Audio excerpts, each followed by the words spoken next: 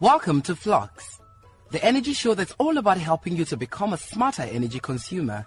We are on an energy mission and we are excited to have you along for the ride. Now let's begin. You turn over in the morning, the first thing you grab is your phone. Is it charged? Is it dead? You wake up in the middle of the night. Are you sweating? Are you comfortable? Now you're watching a movie with a family. Can you finish the movie without losing power? Whether or not we have access to reliable power makes a big difference in our lives. There's just so much that reliable power can do for us. From comfort to peace of mind. From entertainment opportunities to business opportunities. Power is a game changer.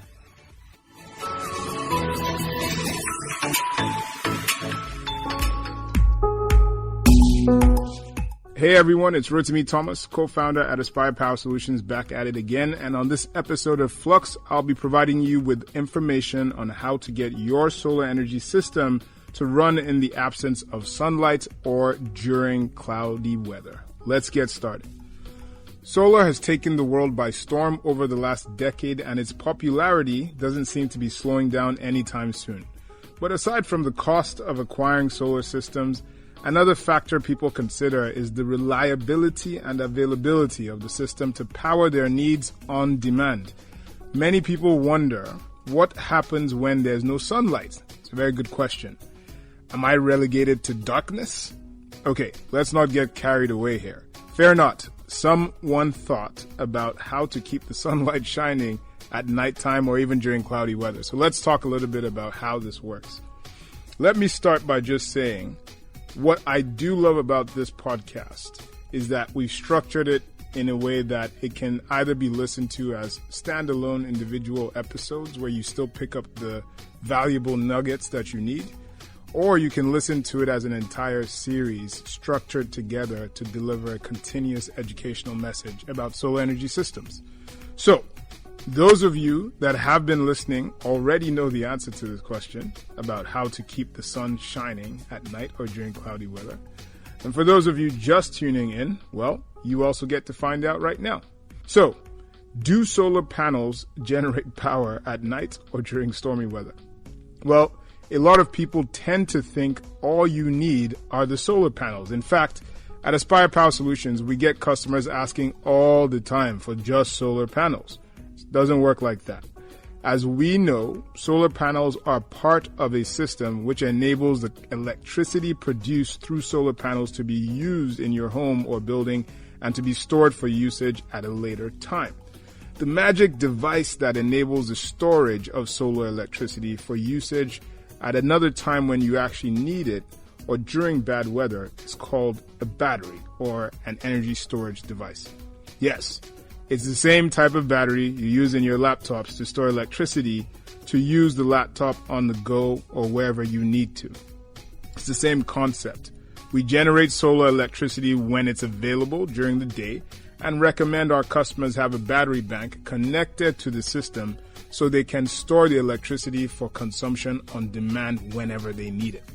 That's great. This is why energy storage is called the holy grail of clean energy access.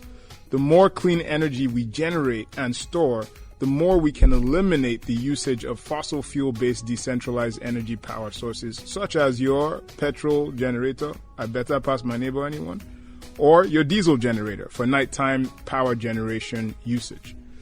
The thing about diesel and petrol generators is that they're very energy dense. This means that diesel generators, for example, produce a high amount of energy or electricity within a very small space, and they can do so continuously for days as long as there's no petrol or diesel fuel scarcity. I know we haven't had one of those in a long time, but you never know, Sha. It can happen again. Back to my point, however.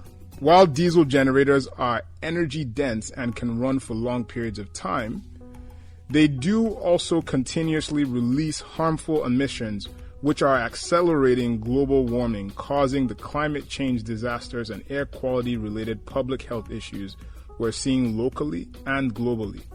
I believe there's about 5 or so pounds of CO2 emissions unlocked for every liter of petrol or diesel fuel we combust in our generators. That's why batteries or energy storage are the holy grail of clean energy.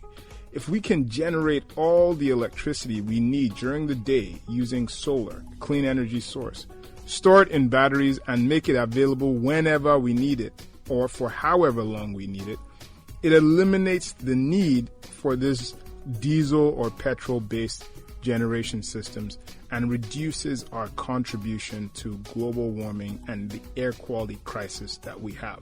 Smog in Lagos, anyone? Solar systems and batteries do have limitations, however. Solar panels are not as energy dense as diesel generators, meaning you require lots of space to generate equivalent amounts of energy to be stored in batteries, and batteries themselves only last for so many charge and discharge cycles, depending on whether you use a lead or lithium battery, however, before they have to be replaced. By the way, where you can afford to go lithium, you should definitely do so. It costs more upfront, but it lasts 5 times, I believe, as long. The global industry continues to also make solar systems and batteries cheaper while improving the power output and storage capacity. On the other hand, diesel fuel continues to get more expensive.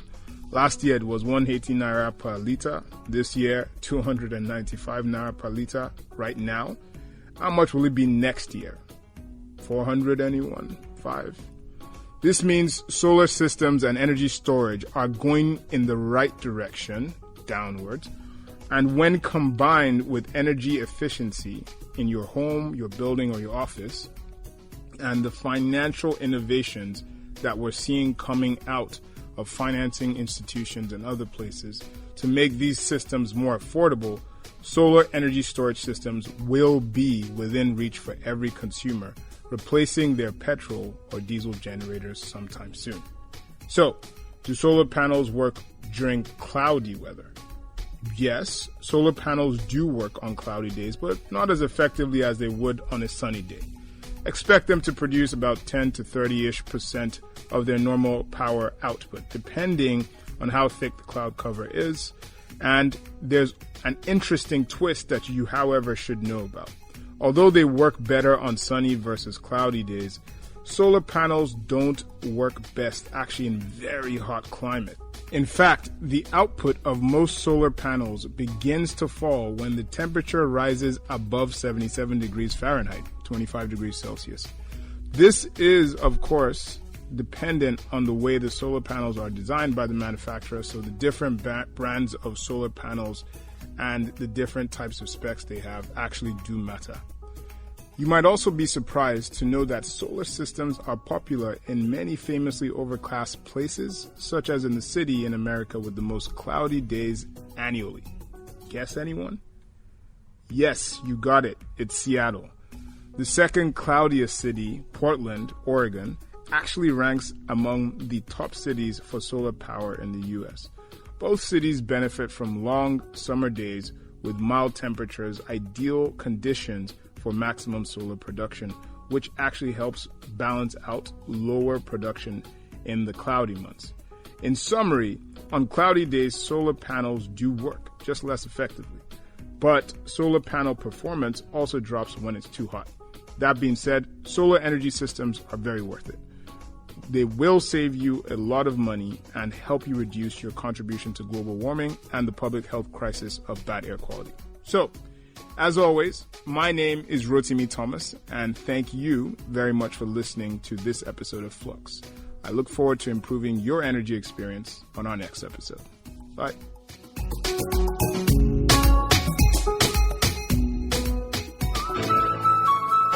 Thank you for listening to this episode of Flux. We're excited to be with you on your journey to reliable power in Nigeria. Now, whether it's at home or at work, ensuring that you have power is our full-time job. We're here to help make that job a little easier for you. Do not forget, you can hit us up across any of our socials, that is on Instagram or Twitter, at APS_Africa or at Africa Business Radio.